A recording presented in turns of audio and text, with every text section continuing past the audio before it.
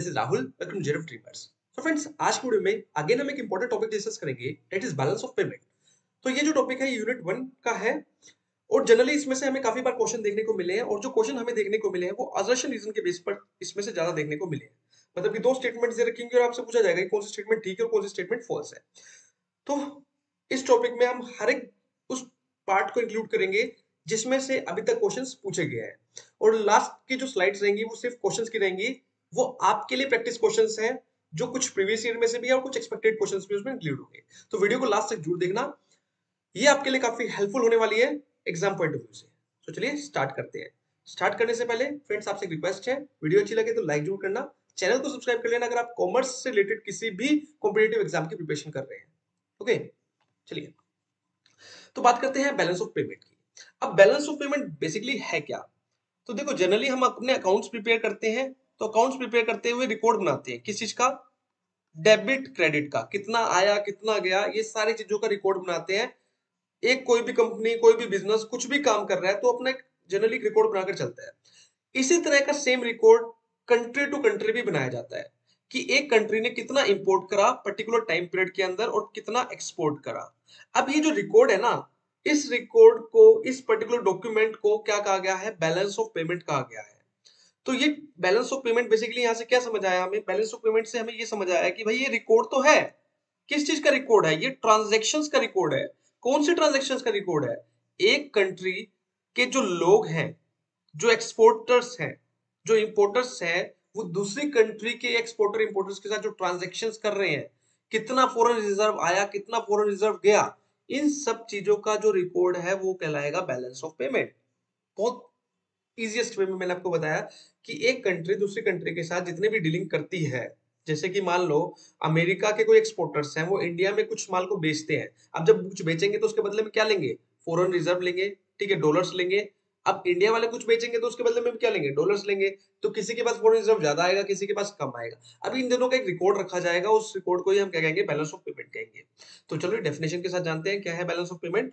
So balance of payment is a record of transactions between people of a country and the rest of the world in commodities, services, assets and over a specific time period, generally a year।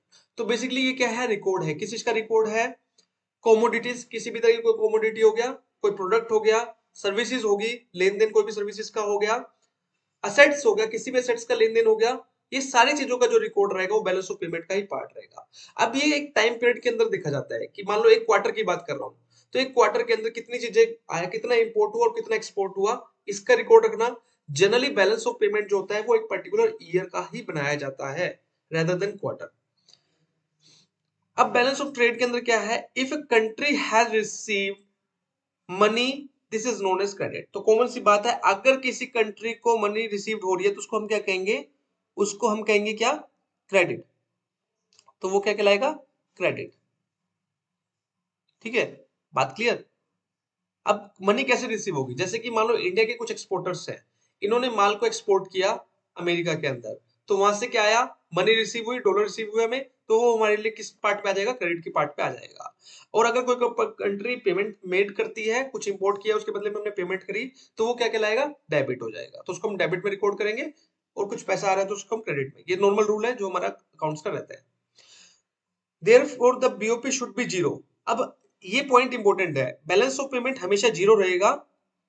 Why? Meaning that assets and liability, देखो हमारे जो accounts होते हैं last में बिल्कुल क्या कर जाते हैं? मैच कर जाते हैं।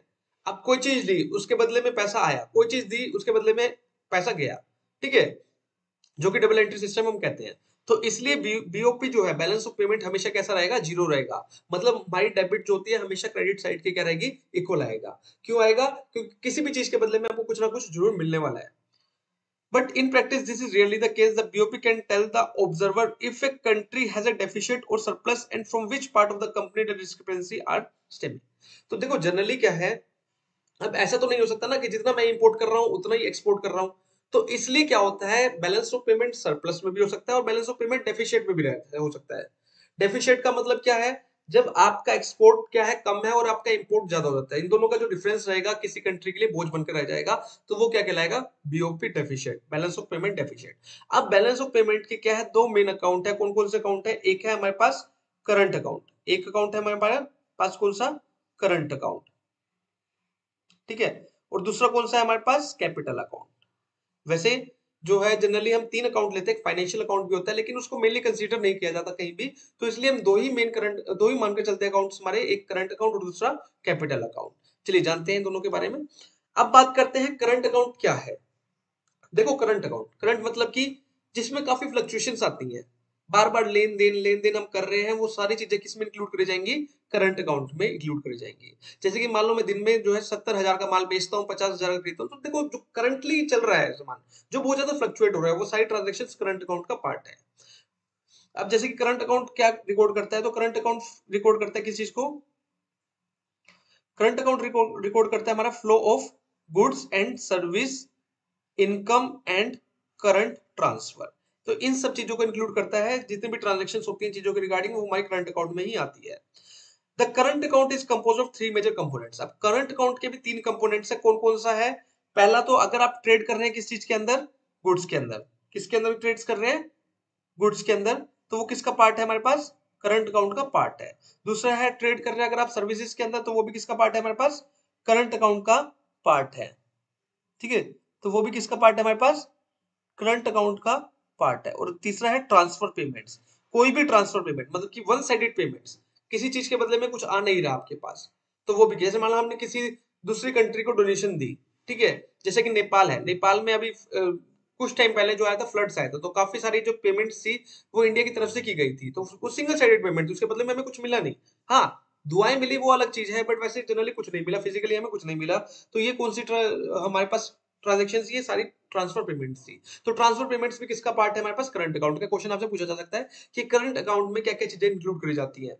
करंट अकाउंट बैलेंस में दो कंपोनेंट्स आते हैं हमारे पास। अगेन करंट अकाउंट का जो बैलेंस हम मेजर करेंगे उसमें दो कंपोनेंट्स आएंगे। पहला आएगा बैलेंस ऑफ ट्रेड, जिसके बारे में मैंने आपको डिटेल में बताया, नेक्स्ट स्लाइड्स के अंदर हम उसको बात करेंगे।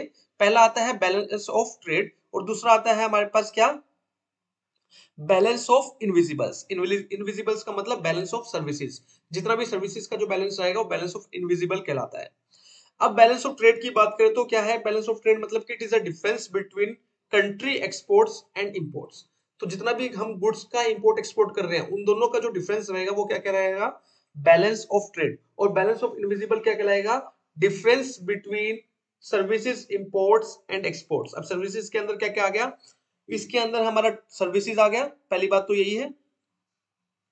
इसके अंदर हमारा क्या है, सबसे पहली बात तो हमारे पास क्या आया, सर्विसेज आया, दूसरा क्या आया, ट्रांसफर आया, और तीसरा क्या आया, इनकम मूवमेंट्स आई। तो ये सारी चीजें क्या कहलाएंगी हमारे पास, बैलेंस ऑफ इनविजिबल्स। बात क्लियर, ठीक है। तो ये था हमारे पास करंट अकाउंट का। अब हम बात करते हैं कैपिटल अकाउंट। अब कैपिटल अकाउंट्स बेसिकली किस चीज के रिगार्डिंग डीलिंग, देखो हम गुड्स सर्विसेज को बेच रहे हैं, खरीद रहे हैं, वो सारा करंट अकाउंट का पार्ट है। लेकिन अगर हम असेट्स के अंदर कोई डील कर रहे हैं, कोई भी ओवरसीज असेट्स ट्रांजैक्शंस कर रहे हैं जिससे वेल्थ क्रिएट हो रही है, वो सारा पार्ट रहेगा कैपिटल अकाउंट का। मेन बात क्या है, जिससे क्या हो रहा है, वेल्थ क्रिएट हो रही है, तो वो क्या कहलाएगा हमारा, हाँ जी, तो वो क्या कहलाएगा हमारे पास, कैपिटल अकाउंट की ट्रांजैक्शंस का पार्ट बन जाएगा। अब वेल्थ किस किस चीजें से, जैसे कि कैश हो रहा है, स्टॉक हो रहा है, कोई इन्वेस्टमेंट हमारे पास आ रही है, कहीं हमने बॉन्ड्स लिए हैं, तो वो सारे की सारा पार्ट किसका है, कैपिटल अकाउंट का है। ये चीज याद रखना। एक कैपिटल अकाउंट में तीन मेजर कंपोनेंट्स होते हैं। कौन कौन से कंपोनेंट्स होते हैं, पहली बात तो हमारा इन्वेस्टमेंट होता है। कैपिटल अकाउंट का जो कंपोनेंट है कौन सा है हमारे पास, जी, सबसे कौन सा कंपोनेंट है हमारे पास, जी, इन्वेस्टमेंट है। फिर हमारे पास एक्सटर्नल बोरोइंग्स हैं और एक्सटर्नल एड है। तो ये चीज भी आपको क्या करनी है, याद रखनी है कि हमारा कौन कौन से कंपोनेंट है किसके, कैपिटल अकाउंट में। तो कैपिटल अकाउंट में किस चीज के रिगार्डिंग ट्रांजेक्शन आती है, कोई इन्वेस्टमेंट हुई उसके रिगार्डिंग, ठीक है, कोई एक्सटर्नल बोरोइंग हुई उसके रिगार्डिंग, और कोई हमारे पास क्या हुई, एक्सटर्नल एड, कुछ भी हुआ तो वो भी किस चीज का पार्ट है हमारे पास, कैपिटल अकाउंट का पार्ट है। The acquisition of assets is recorded as debit item. अब यहाँ पे देखना, अगर मैं किसी एसेट्स को एक्वायर कर रहा हूँ, मान लो मैंने कोई कुछ बोरोइंग्स करी है अमेरिका से, अब पैसा मेरे पास आया, ठीक है, कुछ बोरोइंग्स करी, तो वो क्या कहलाएगा, हमारी डेबिट ट्रांजेक्शन्स कहलाएगी।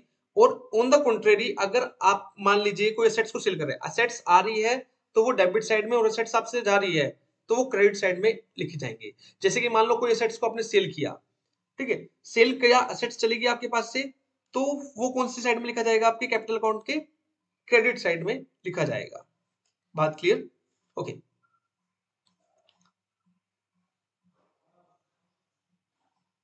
इसके बाद है बैलेंस ऑफ कैपिटल अकाउंट। अब जो कैपिटल अकाउंट है उसका बैलेंस इक्विवेलेंट भी हो सकता है, सरप्लस में भी जा सकता है और डेफिशिएंट भी हो सकता है। अब balance of capital account equal कब होगा, जब जो कैपिटल इनफ्लो है और आउटफ्लो इक्वल हो जाएगा। Capital inflow and capital outflow जो है वो क्या हो जाएगा, इक्वल हो जाएगा, तो हमारा क्या कहलाएगा, बैलेंस हो जाएगा कैपिटल अकाउंट। अब कैपिटल अकाउंट सरप्लस कब होगा, अकाउंट सरप्लस क्या कहलाएगा, जब हमारा कैपिटल इनफ्लो जो है वो एक्सीड हो जाएगा किससे, कैपिटल आउटफ्लो से। मतलब कि जब हमारा पॉजिटिव कैपिटल फ्लो रहेगा तो वो कहलाएगा कैपिटल अकाउंट सरप्लस। और जब हमारा negative capital account, negative capital account deficit कब कहलाएगा, जब हमारा जो कैपिटल फ्लो है वो नेगेटिव फॉर्म में होगा, मतलब कि इनफ्लो कम है और आउटफ्लो ज्यादा है, तो उस टाइम पर हम कहलाएगा, वो क्या कहलाएगा, कैपिटल अकाउंट डेफिशिएट कहलाएगा। बात क्लियर? चलिएगा।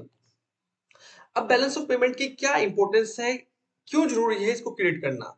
सबसे पहले तो बात तो यही है कि जो हमारा बैलेंस ऑफ पेमेंट है वो बेसिकली कर क्या रहा है, मॉनिटर्स कर रहा है किस चीज को, ट्रांजैक्शंस को। तो इसलिए जितनी भी ट्रांजैक्शंस हो रही है दूसरी कंट्रीज के साथ, सभी को मॉनिटर कर रहा है, और मॉनिटर्स करने से हम क्या कर सकते हैं, उसके ऊपर कंट्रोल ला सकते हैं। तो इसलिए बैलेंस ऑफ पेमेंट को क्रिएट करना जरूरी है। दूसरी बात, ये गवर्नमेंट के लिए हेल्प करता है। क्यों हेल्प करता है, गवर्नमेंट क्या कर सकती है, किसी पर्टिकुलर इंडस्ट्री के एक्सपोर्ट ग्रोथ पोटेंशियल को फॉर्मुलेट कर सकती है, उनके लिए पॉलिसीज क्रिएट कर सकती है कि किसी अगर इंडस्ट्रीज का मान लो ग्रोथ अच्छी है, वो उसके पास एक्सपोर्ट पोटेंशियल है, तो उसके लिए गवर्नमेंट क्या कर सकती है, पॉलिसीज बना सकती है किस फॉर्म में इसको और ज्यादा ग्रो किया जा सकता है। तो इसलिए ये बैलेंस ऑफ पेमेंट को क्रिएट करना जरूरी है।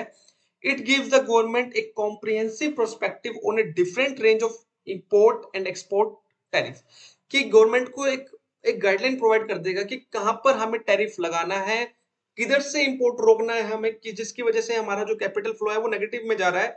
तो गवर्नमेंट के लिए गाइडलाइन दे देगा कि कहां पर उसको क्या है, हाईली टैरिफ चार्ज करना है, कहां पर लिमिटेड टैरिफ उसको रखना है। Government can also use the indicator from balance of payment to discuss the state of economy. तो बेसिकली क्या है, ये एक इंडिकेटर का काम करता है, एक इकोनॉमी की स्टेट को बताता है। क्योंकि अगर मान लो आपका balance of payment negative form में जा रहा है, डेफिशिएट हो रहा है, तो कहीं ना कहीं ये रेड सिग्नल देगा कि भाई आपकी इकोनॉमी डेंजर में चल रही है, आपको अपने इंपोर्ट्स को कंट्रोल करना है और एक्सपोर्ट्स को बढ़ाना है। तो गवर्नमेंट के लिए एक इंडिकेटर का काम करता है balance of payment. Hope so clear हो गया होगा। चलेगा। अभी जो हम बात करेंगे बैलेंस ऑफ ट्रेड की करेंगे, जो कि इंपॉर्टेंट कंपोनेंट है किसका, बैलेंस ऑफ पेमेंट का। जनरली क्वेश्चंस या तो बैलेंस ऑफ पेमेंट से आपको देखने को मिलेगा या फिर बैलेंस ऑफ ट्रेड में से ही देखने को मिलता है। तो बात करते हैं बैलेंस ऑफ ट्रेड की। बैलेंस ऑफ ट्रेड है क्या। So balance of trade basically क्या है, it is a difference between the, it is the difference between the value of a country exports and countries import। Okay, country के export और country के import के difference को show करता है क्या चीज, balance of trade for a particular given period. एक पीरियड के अंदर कितना एक्सपोर्ट हुआ, कितना इंपोर्ट। देखो ये जो बैलेंस ऑफ ट्रेड है, ये generally current account, balance of payment के करंट अकाउंट का पार्ट है, जिसमें हम सिर्फ बात कर रहे थे गुड्स के एक्सपोर्ट, गुड्स और सर्विस के एक्सपोर्ट और इंपोर्ट की बात कर रहे थे। तो उसी चीज को शो कर रहा है हमारा बैलेंस ऑफ ट्रेड। और ये लार्जेस्ट कंपोनेंट है किसका, बैलेंस ऑफ पेमेंट का। Sometimes the balance of trade between a country's goods and balance of trade between its services are distinguished as two separate figures। तो जनरली क्या है, हम services की अलग बात करते हैं और गुड्स की हम अलग बात करते हैं, दोनों को क्या करते हैं, सेपरेटली कंसीडर करके चलते हैं। एक country that imports more goods than its exports is term as trade deficient. अब देखो दो टर्म्स हमारे पास निकल कर आती है, एक ट्रेड डेफिशिएंट होता है और एक ट्रेड सरप्लस होता है। अब रिसेंटली जो बजट डिक्लेयर किया था गवर्नमेंट ने, 2025 का जो बजट फरवरी में डिक्लेयर किया है, उसके अंदर कहा गया है कि जो ट्रेड डेफिशिएंट है वो हमारी कंट्री का बढ़ता जा रहा है। तो ट्रेड डेफिशिएंट बढ़ने का मतलब क्या है, कि हम इंपोर्ट्स ज्यादा कर रहे हैं और एक्सपोर्ट्स कम कर रहे हैं, जिसकी वजह से ट्रेड डेफिशिएंट बढ़ रहा है। अगर इसी का ही हम उल्टा कर दें कि हमारा जो है इंपोर्ट कम है और एक्सपोर्ट ज्यादा है, तो क्या कहलाएगा, ट्रेड सरप्लस कहलाएगा। तो दो टर्म निकल कर आती है हमारी बैलेंस ऑफ ट्रेड में, एक ट्रेड डेफिशिएंट होता है और ट्रेड सरप्लस होता है।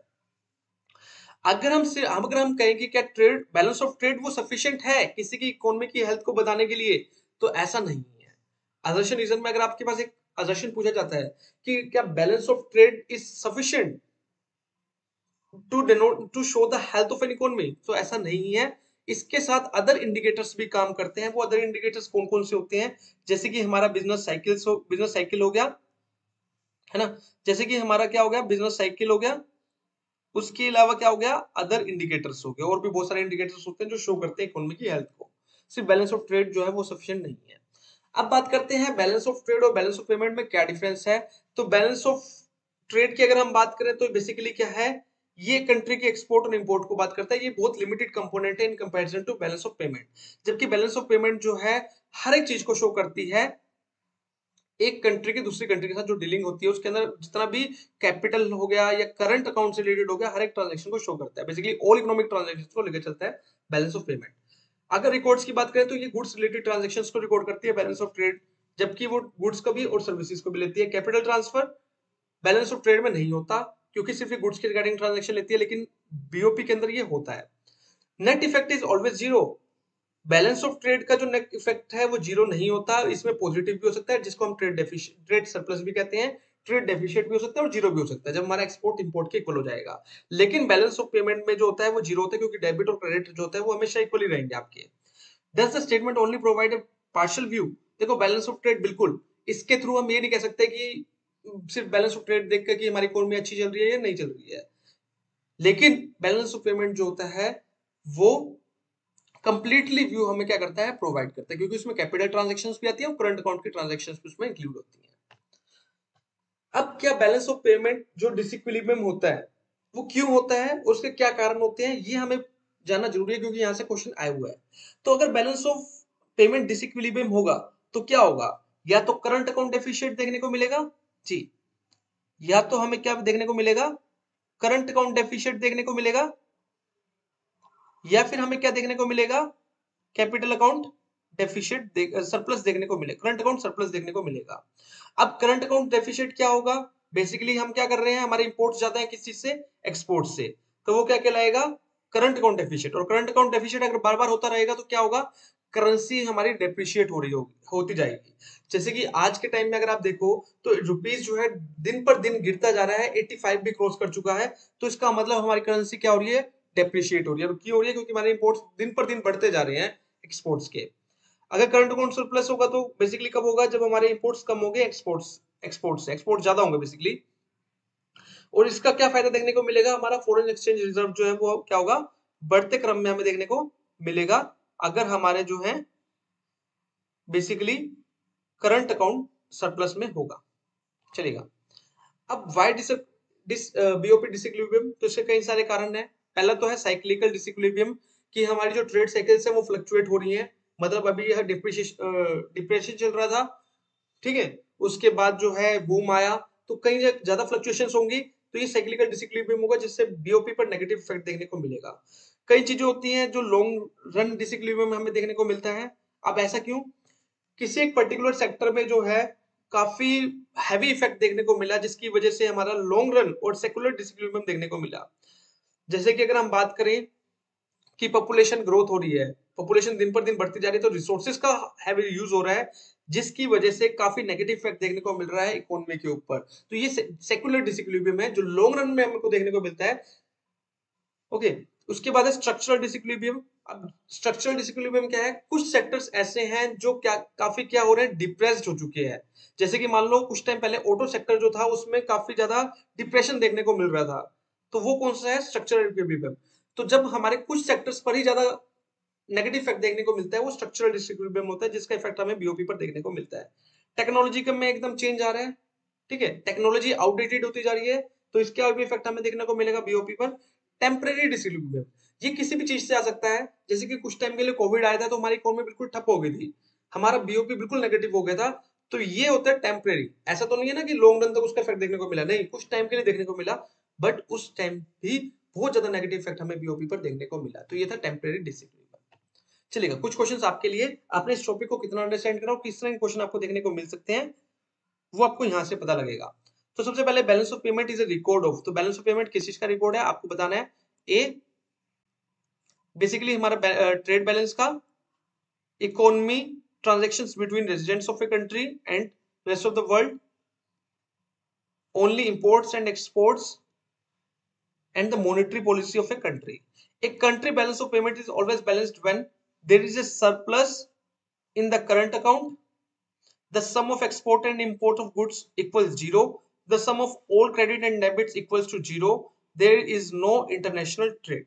Third question है, in case of the BOP deficit, a country experience a decrease in foreign exchange reserve, has a higher inflow of foreign capital, sees an appreciation of its currency, or imports more goods than its exports. Next question है, which of the following would be recorded as a credit in the balance of payment? A country imports goods from another country. B, a country receives a loan from abroad. C, a foreign firm sets up a business in the country. D, a country pays for foreign aid.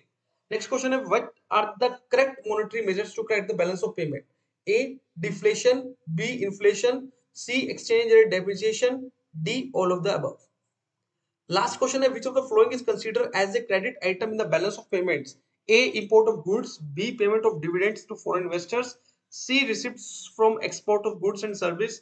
D, loan payments to foreign lenders.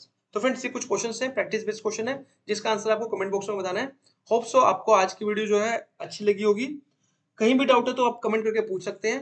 Video अच्छी लगे तो like करना, channel को subscribe कर लेना. अगर आप commerce किसी भी